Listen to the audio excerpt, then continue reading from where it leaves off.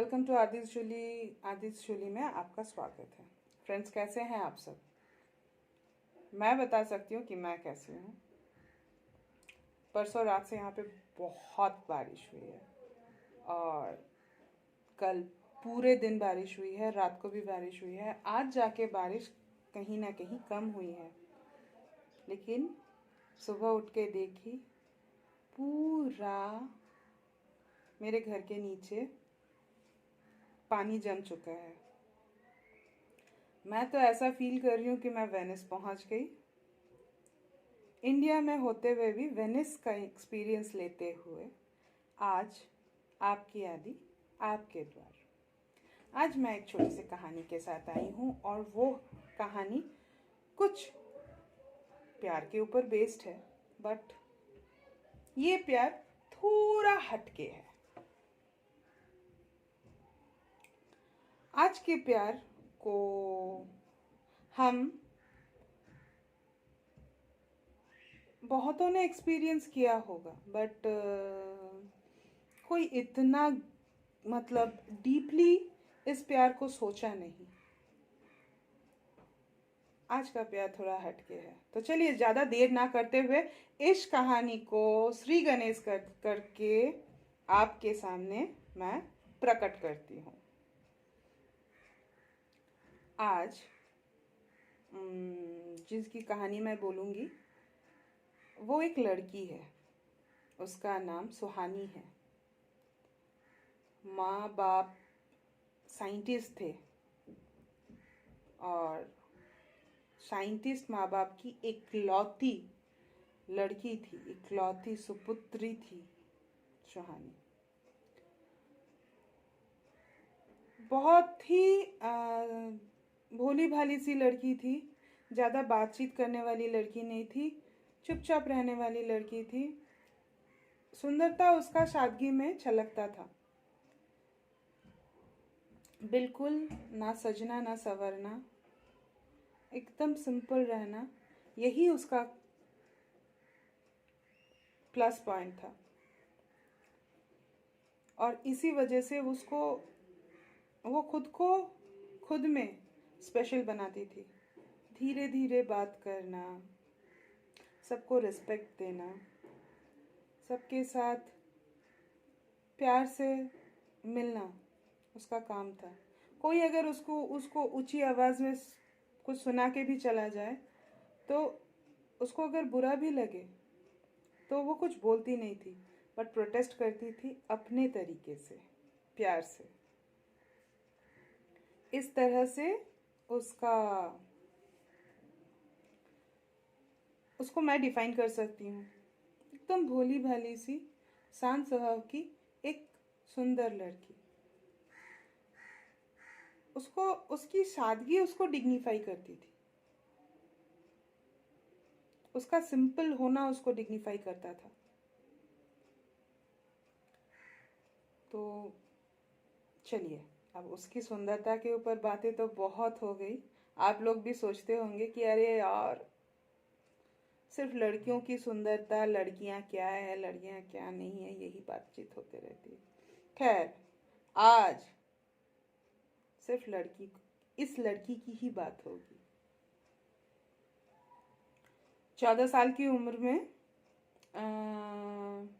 अपने माँ बाप के साथ वो कहीं जा रही थी और अचानक एक रोड एक्सीडेंट में उसकी माता पिता दोनों का देहांत हो गया। बस 14 साल की लड़की थी।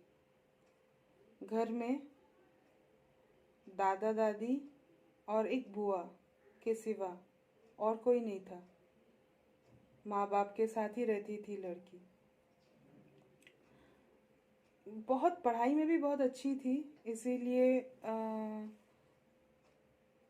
हमेशा पढ़ाई को ही अपना दोस्त मानती थी, तो कोई दोस्त भी नहीं था उसका। जब वो अपने 14 साल की उम्र में अपने मम्मी पापा को इस तरह से देखी तो उसका दिल बिल्कुल टूट चुका था। वो बहुत ज़्यादा हार्ट ब्रोकन हो गई थी, बहुत ज़्यादा हार्ट ब्रोकन हो गई थी। पर कहते हैं ना, मतलब भगवान ना हमारे बीच में ही है। हम सब में ही कहीं ना कहीं भगवान होते हैं। किसी ने भगवान को देखा है ये दावा करे तो मैं उनको बोलना चाहती हूँ, शायद वो अपने माँ बाप को देखे होंगे या कोई ऐसे फरिश्ते को देखे होंगे जो कि उनके घर से ही हो। इसके साथ भी वैसा हुआ। 16 साल की उम्र में दादा दादी को भी खो बैठी थी ये लड़की, लेकिन उसकी बुआ उसे कभी अकेला महसूस नहीं करने दी। उसके वजह से वो खुद अपने लाइफ को सैक्रिफाइस कर चुकी थी। उसकी बुआ भी जॉब करती थी और वो भी इंजीनियर थी, आईटी एक्सपर्ट थी। और उनकी बुआ सलोनी के मुंह से अगर रेखा बुआ की बात की जाए तो सलोनी हमेशा उनकी सुंदरता के ऊपर बात करते थे कि मेरी बुआ इतनी सुंदर है कि वो अगर इस उम्र में भी शादी करने बैठे तो उनकी शादी हो जाए। वो आज भी बहुत सुंदर दिखती है, बहुत अच्छी है, लेकिन बस भाई भाभी के डेथ के बाद उस छोटे से बच्चे को अकेले रख के उसकी बुआ उसकी बूढ़ी मम्मी पापा उनका देखभाल करना, उनको हॉस्पिटल लेके जाना, उनका दवाई का ख्याल रखना, ये सारी चीज़ें बंद हो चुकी थी क्योंकि उनके मतलब रेखा बुआ के भाई और भाभी का डेथ सबको झंझोर के रख दिया था।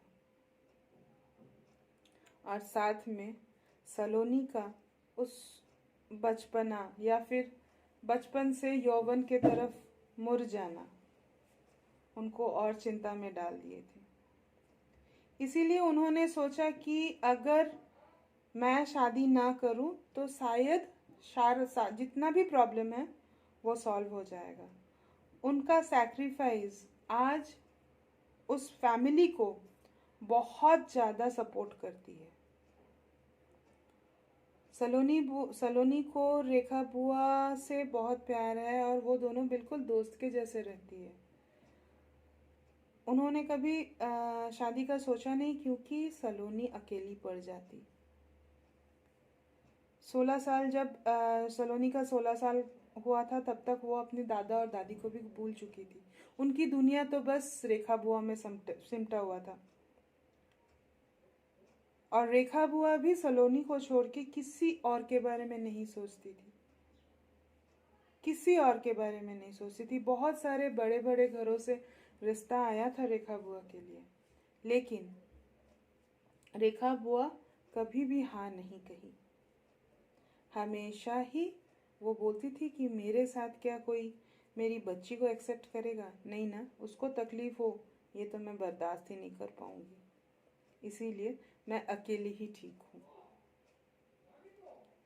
शादी ना करना ये तो खैर अपने ऊपर है, बट किसी बच्चे को देखने के लिए अपना घर ना बसाना ये बहुत बड़ी बात है, बहुत बड़ी बात है। ऊपर से भाई भाभी का बच्चा, खुद का नहीं। आजकल हम इंसान ना बहुत ज़्यादा सेल्फिश हो चुके हैं, बहुत ज़्यादा सेल्फिश हो चुके हैं।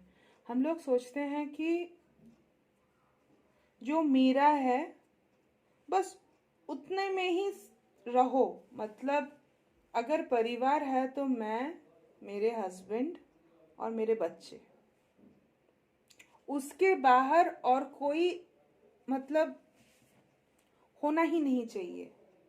इतना ही एक परिवार है, इतना ही फैमिली है। उसके बाद जैसे ही सेकेंड जेनरेशन मतलब नेक्स्ट जेनरेशन जब भी बड़ा होते हैं तो हम लोग हो जाते हैं कचरा। नेक्स्ट जेनरेशन के बच्चे जो होते हैं वो फिर अपने तरीके से अपना बच्चा, खैर अब तो मेरे को नहीं लगता कि और कोई बच्चे शादी भी करेंगे। खैर मेरे पापा भी यही कहते थे, मेरे को नहीं लगता कि मेरे बच्चे शादी करेंगे। अब मेरे को भी वही लगता है कि मेरे बच्चे कभी, पता नहीं, जेनरेशन्स की बातें हैं तो शायद फ्यूचर बताएगा क्या होगा क्या नहीं होगा।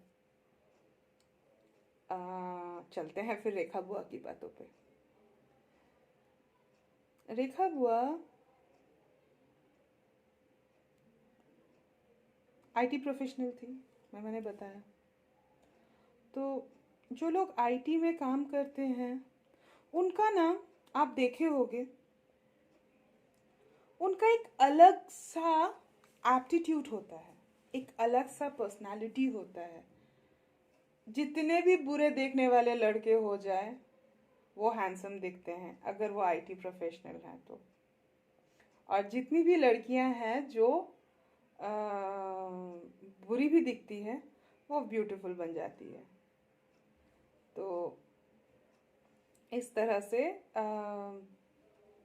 उनका पर्सनालिटी भी गजब का था। बहुत सुंदर, मतलब बहुत सुंदर थी।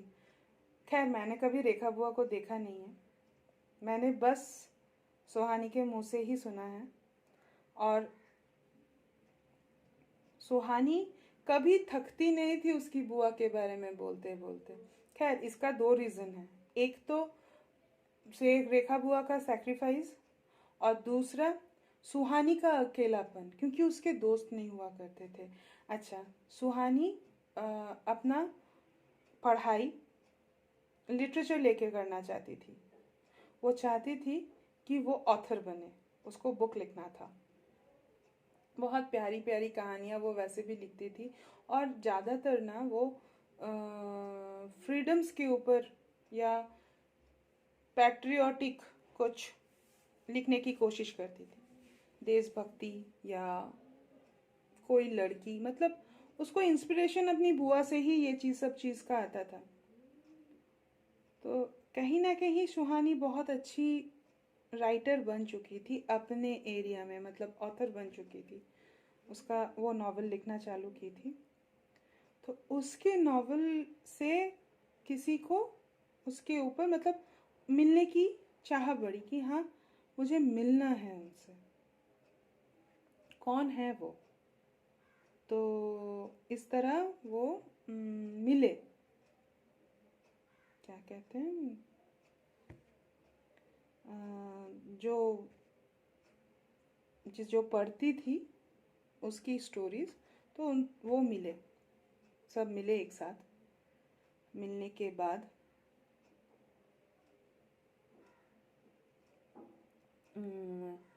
उसको लगा कि मतलब वो घर में जाती गई थी, वो जिसके बारे में मैं बात कर रही हूँ, मतलब सुहानी की फैन, वो भी लड़की ही थी, लड़का नहीं थी। आज हमारे स्टोरीज में कोई लड़का नहीं है।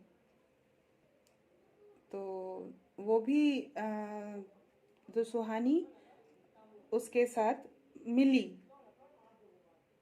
मिल के उससे बातें की, उसको बहुत अच्छा लगा। तो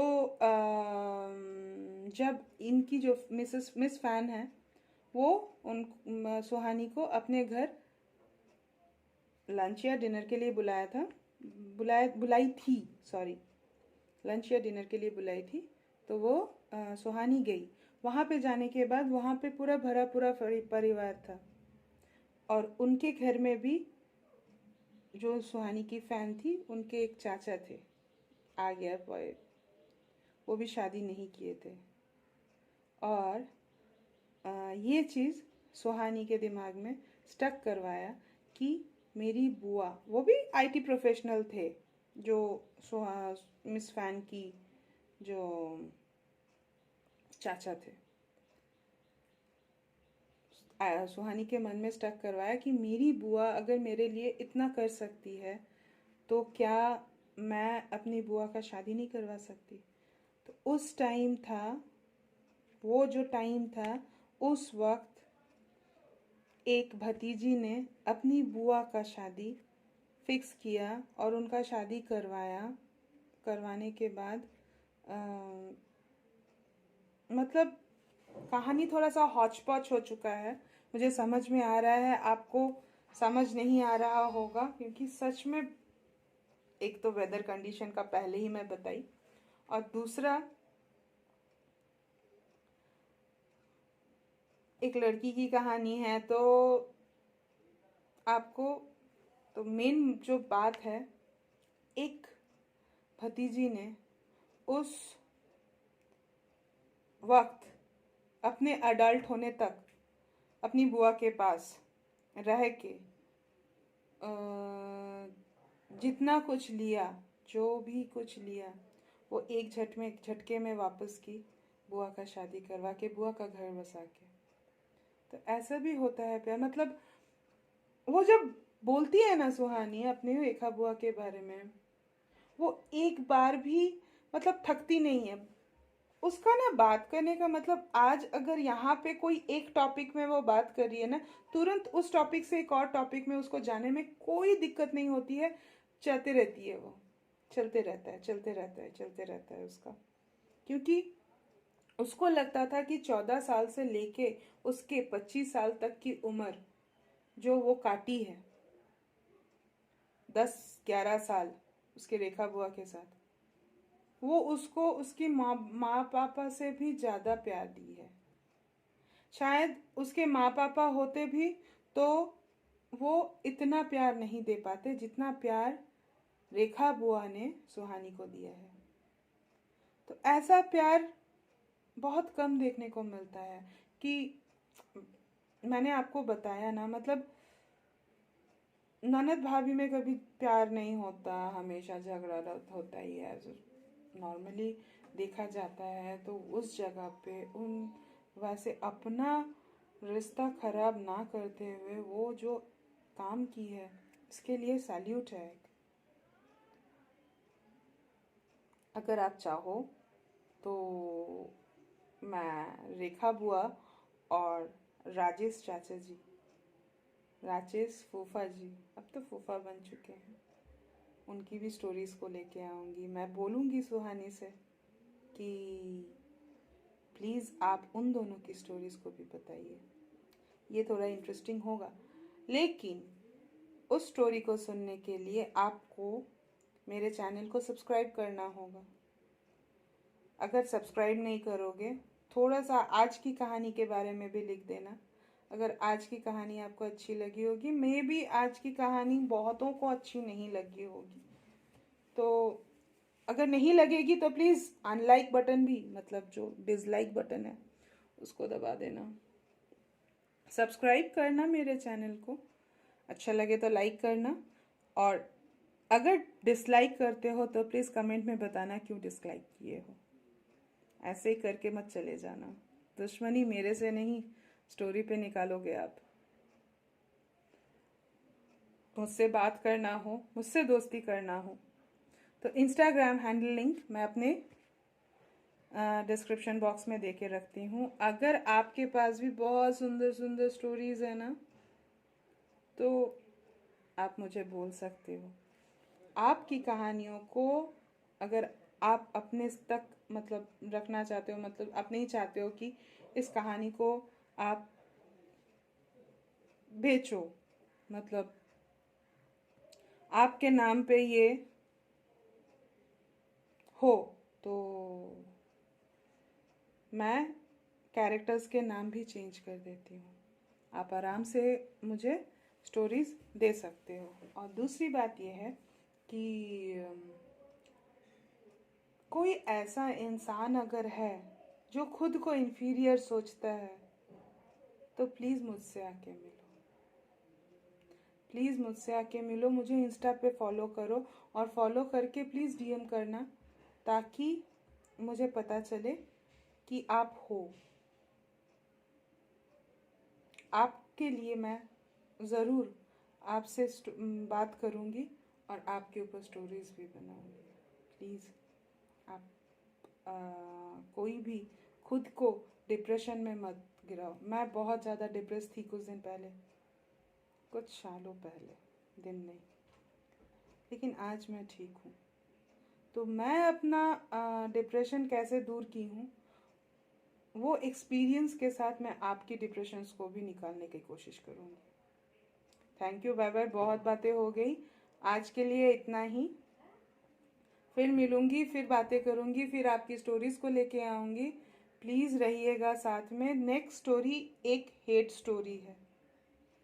नेक्स्ट स्टोरी एक हेट स्टोरी है। प्लीज़ ज़रूर रहिएगा साथ में।